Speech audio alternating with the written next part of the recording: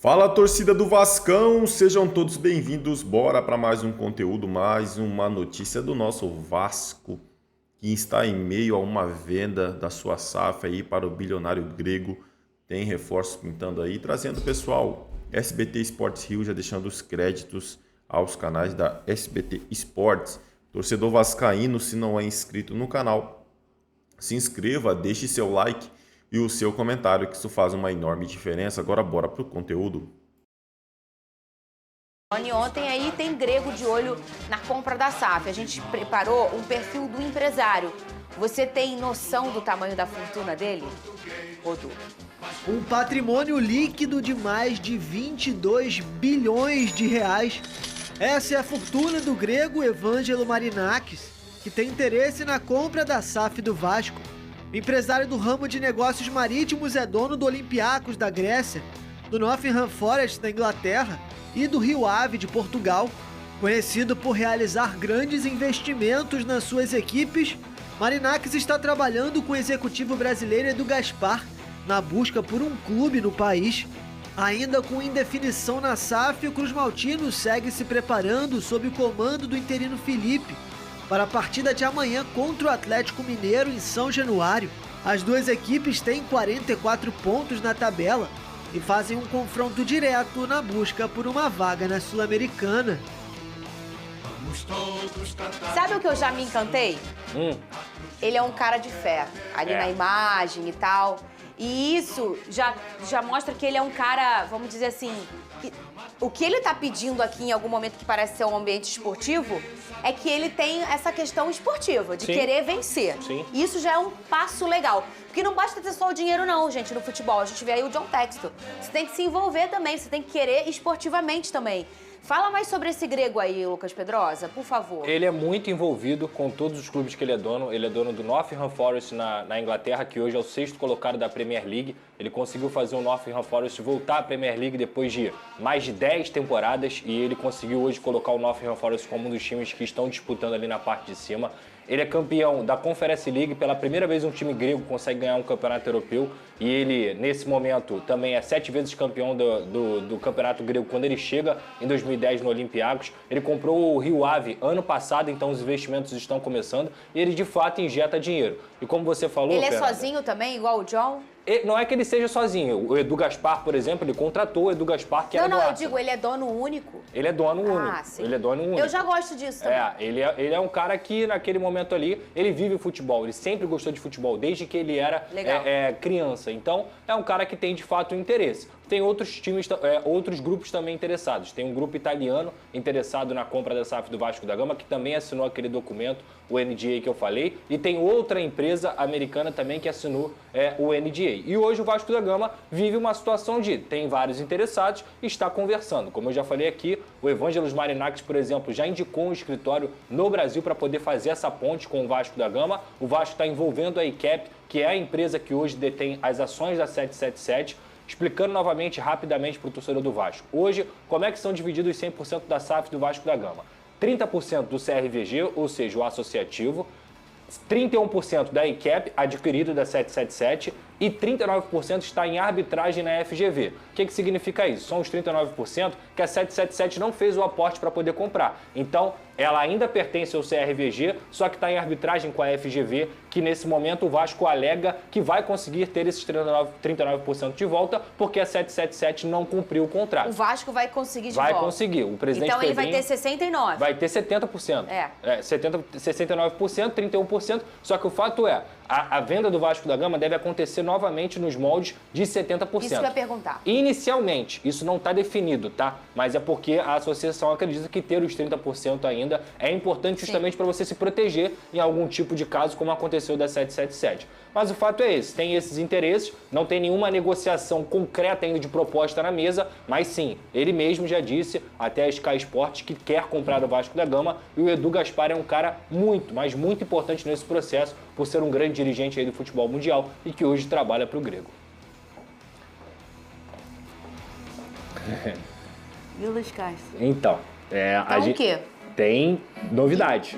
Novidade exclusiva que a gente trouxe ontem. O Vasco enviou uma proposta para o Luiz Castro para ele ser o novo técnico do Vasco da Gama. Agora, se vai conseguir ou não é outra história. Porque, por exemplo, o Santos tentou, negociou com o Luiz Castro e deu até hoje para o Luiz Castro responder. O representante do Luiz Castro chegou aí no CT do Santos para poder conhecer as estruturas e depois o Luiz Castro deu um ghosting, né? Não respondeu ainda. Tinha até o Atlético Mineiro que sondou, mas não andou. E hoje o Vasco da Gama, de fato, é um clube que tem uma proposta na mesa pelo Luiz Castro, após ouvir dos seus representantes que queria ver a proposta do Vasco da Gama. O Vasco vai esperar até o fim do Campeonato Brasileiro, até porque é um tempo que eles acreditam que o próprio Luiz Castro vai decidir a sua vida ou não.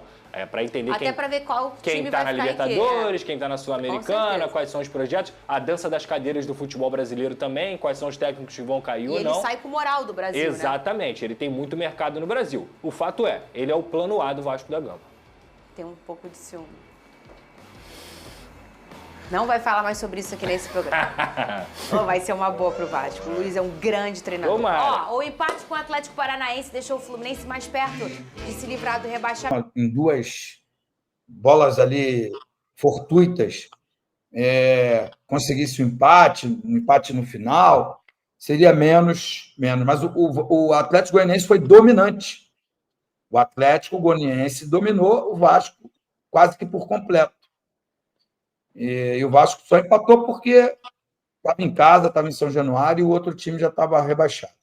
Então, assim, aqui tem alguém dizendo Divergente é ridículo, apanha da bola. Enfim, eu acho que até... Eu falo muito aqui, Eric, vou repetir, né? Casa que falta o pão, todo mundo briga e ninguém tem razão. Até bem pouco tempo atrás, se eu terminar só esse raciocínio, Eric, você vai entender. Até bem pouco tempo atrás, era o Verratti o nosso único ídolo, né? O único jogador assim que nos representava. E aí é fogo, né? A gente vem de 4 derrotas e um empate em casa contra o Lanterna do campeonato. É um vexame total. E aí agora ninguém serve mais. Eu não acho que é para tanto. Acho que tem boa coisa. Mas a gente precisa ter uma forma de jogar, um jeito de jogar, uma cara. O Vasco não tem cara. É culpa do Felipe? Não é culpa do Felipe. É culpa do Paiva? Também não é culpa do Paiva. A gente falava muito aqui, Eric, quando o Paiva, ora escalava um, ora escalava outro. Será por quê? Será que ele está querendo fazer média com todo mundo? Será que o pessoal lá que cuida... Como é que fala lá? Que pede para tirar do jogo daqui a pouco alguém escreve aqui. E senão o cara vai se machucar, que tem que poupar. A gente especulava uma série de coisas e especulava até que ele poderia estar fazendo média com todo mundo. Eu aprendi a minha vida inteira que no futebol tem que jogar os melhores, independente se ele é legal, se ele é bonito, se ele é feio, não interessa. Tem que jogar os melhores, aqueles que se destacam no dia a dia. Mas o time tem que ter uma fórmula de jogar. Uma fórmula de jogar.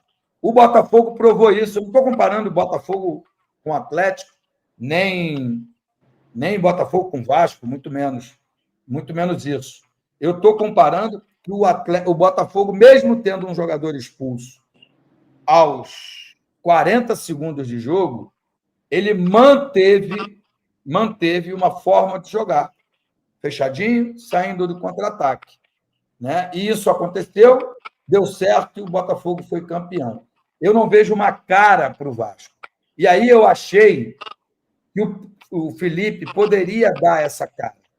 E ele não conseguiu em uma semana de trabalho. Pode falar, Eric. Em relação ao Verratti. Em relação a todo mundo, para falar a verdade. Todo mundo que se destacou teve uma contribuição, deu uma contribuição muito importante para o Vasco. Estou falando desde Ramon Dias,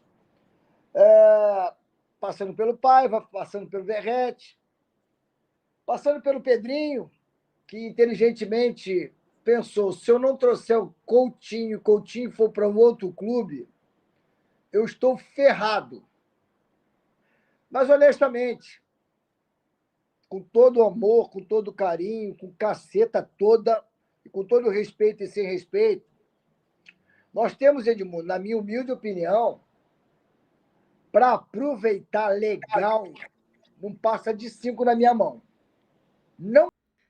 É isso aí, torcida do Vascão, e vamos para mais uma notícia. Vasco pode ter novo investidor premiado na Europa. A torcida do Vasco está animada com a possibilidade de ter um novo investidor, o grego Evangelos Marinakis, dono do Olympiacos da Grécia e do Nottingham Forest da Inglaterra, confirmou que tem conversas avançadas para comprar a SAF vascaína. De certo, a animação dos vascaínos cresceu quando, na manhã desta terça-feira, Marinakis foi indicado para receber um importante prêmio. O grego será o próximo European Gold Boy, troféu para o melhor gestor esportivo de um time na Europa, pelo grande trabalho feito principalmente no Olympiacos, que venceu sua primeira taça internacional, a Conference League. Agora o brasileiro entra em semana decisiva e última de 2024. Na terça, quarta e quinta-feira, a 37ª rodada terá sua disputa. Já no fim de semana, todos os jogos serão no domingo, às 16 horas, horário de Brasília.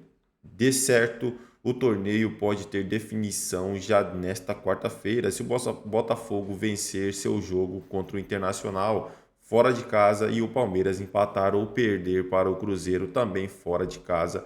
A taça é do time carioca. Portanto, o empate do Botafogo com uma derrota do Palmeiras também dá o título ao glorioso Vasco tenta a Sul-Americana. Já sem chances de cair, o time carioca tenta uma vaga na Copa Sul-Americana. Para isso, terá que ganhar a partida da próxima quarta contra o Atlético, principal rival, ambos com 44 pontos. É isso aí, torcida do Vasco. Agradeço a vocês pela companhia. Se não é inscrito no canal, se inscreva, deixe seu like e o seu comentário, que isso faz uma enorme diferença. Desde já agradeço, valeu!